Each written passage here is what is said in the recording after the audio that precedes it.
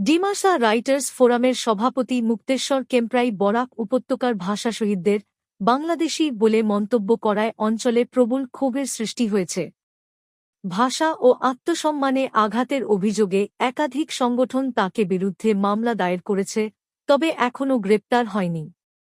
এই প্রেক্ষিতে বৃহস্পতিবার জনমত গঠন সভার কোর কমিটি দক্ষিণ সংমণ্ডলের ডিআইজি কঙ্কন জ্যোতি শইকিয়ার সঙ্গে সাক্ষাৎ করে বিস্তারিত স্মারকলিপি জমা দেয়। স্মারকলিপিতে কেম্প্রাইয়ের প্রকাশ্যে ও নিঃশর্ত ক্ষমা প্রার্থনা এবং আইনগত ব্যবস্থা নেওয়ার দাবি জানানো হয়। ডিআইজি আশ্বস্ত করেছেন যে তিনি বিষয়টি গুরুত্ব সহকারে দেখবেন ও শিলচরের এসএসপির সঙ্গে আলোচনা করবেন। প্রতিনিধি দল ও বিভিন্ন সংগঠন তাঁর আশ্বাসে সন্তোষ প্রকাশ করেছে। সংগঠনগুলো জানিয়েছে, বরাক ও ডিমাসা সম্প্রদায়ের মধ্যে কোনো বিরোধ নেই, তবে কেম্প্রাইকেই তাঁর মন্তব্যের দায় নিতে হবে।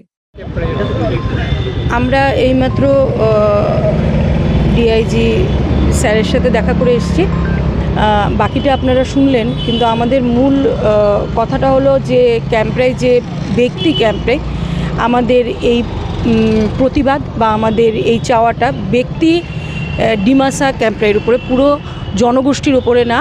ডিমাসাদের সাথে আমাদের কোনো মতবিরোধ নেই, কোনো মনোমালিন্য নেই। আমরা আগেও একসাথে ছিলাম, আগামীতেও একসাথেই থাকব। তাদের বিরুদ্ধে আমাদের কোনো সে নেই, কোনো বিরুদ্ধাচরণ নেই। আমরা সহাবস্থানে ছিলাম, এখনও আছি। আমরা শুধু এইটুকুই চাইছি যে উনি যে আমাদের শহীদদের অপমান করেছেন সেটার জন্য উনি ক্ষমা চান। যদি না চান, উনি আমাদেরকে কথা দিয়েছেন, তাহলে পরবর্তী আইনি যে পদক্ষেপ নেওয়া দরকার সেটা উনি নেবেন। আমরা এখন অপেক্ষা করে আছি, দেখা যাক কী হয়।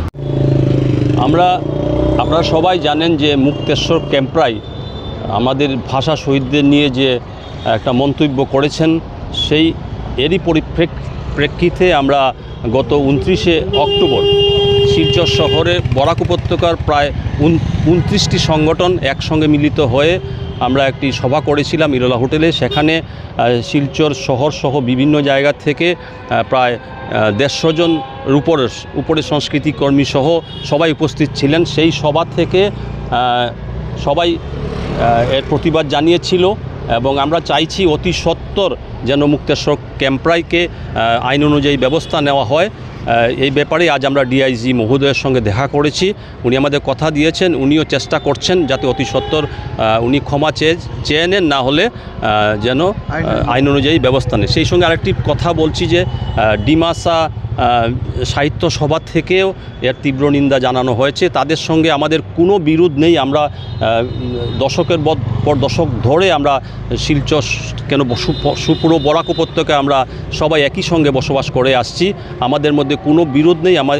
আমরা চাইব ডিমাসা ভাইদের সঙ্গে নিয়ে আমরা এর মধ্যেই একটা বহুভাষিক একটা সবাইকে নিয়ে একটা আলোচনার মাধ্যমে এটাকে ডিমাসা ভাই বোনদেরও আমি অনুরোধ করব, আসুন আপনারা আমাদের সঙ্গে বসে আমরা এই জিনিসটা যেন অতি সত্বর কীভাবে শেষ করা যায় এই ব্যাপারে আপনারাও একটু তৎপর হন। একটু আগেই ডিআইজির কাছ থেকে দেখা করে এলাম। উনি বললে যেভাবে করা যায় উনি সহযোগিতা করবেন।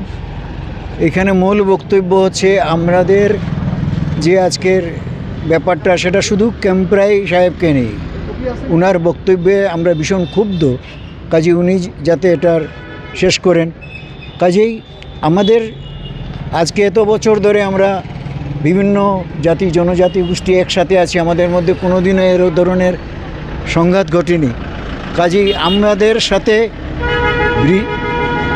ডিমাসা কমিউনিটি বা ডিমাসা সমাজের সাথে এক সৌহার্দ্যপূর্ণ একটা সম্প্রীতি বহন করে চলেছে, আজও সেটা চলছে। তো এটাকেই মুখ্য উদ্দেশ্য করে আমি বলছি, সমস্ত ডিমাসা জনগোষ্ঠী আপনারাও এগিয়ে আসুন, আমরা সৌহার্দ্যপূর্ণ সম্প্রীতি বজায় রাখি এবং কেম্প্রাই সাহেবের বিরুদ্ধে আমরা রুখে দাঁড়াই। এতটুকু।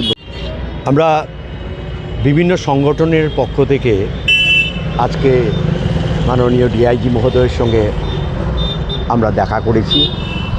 ওনাকে আমরা একটা রিপ্রেজেন্টেশন দিয়েছি যাতে মুক্তেশ্বর কেম্প্রাই নামের যে ভদ্রলোক আমাদের ভাষা শহীদদের সম্বন্ধে বাজে উক্তি করেছেন তার জন্য ইমিডিয়েটলি খুব তাড়াতাড়ি ক্ষমা চেয়ে নেন, না হলে তাকে যেন আইন অনুযায়ী অ্যারেস্ট করে তার ব্যবস্থা নেওয়া হয়। আমরা ইতিমধ্যে এসপি সাহেবের সঙ্গে আমরা দুবার দেখা হয়েছে, উনিও আমাদের আশা দিয়েছেন যে হ্যাঁ এটা খুব তাড়াতাড়ি হয়ে যাবে। কিন্তু আর 6 দিন হওয়ার পরেও আমাদের মানে এসপির সঙ্গে দেখা করার 6 দিন হওয়ার পরেও আমরা কোনো রকমের এই ব্যাপারে কোনো উদ্যোগ নিয়েছে বলে আমরা বুঝতে পারছি না। কিছুদিন আগে মুক্তেশ্বর ক্যাম্পরাই তার একটা ফেসবুক পোস্টে ক্ষমা চাওয়ার মতো একটা কিছু লিখেছেন, যেটা আমরা কোনোভাবে এটাকে মেনে নিতে পারছি না। উনি যেটা বলেছেন all Bengalis are not outsider. তো এই কথা বলার উনি কে?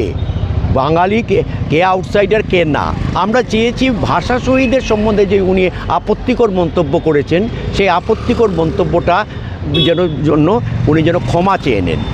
কিন্তু দুর্ভাগ্যবশত আজকের দিন পর্যন্ত আমরা এই ব্যাপারে কোনো মানে ক্ষমা চাওয়ার কোনো কিছু পাইনি ফেসবুকে।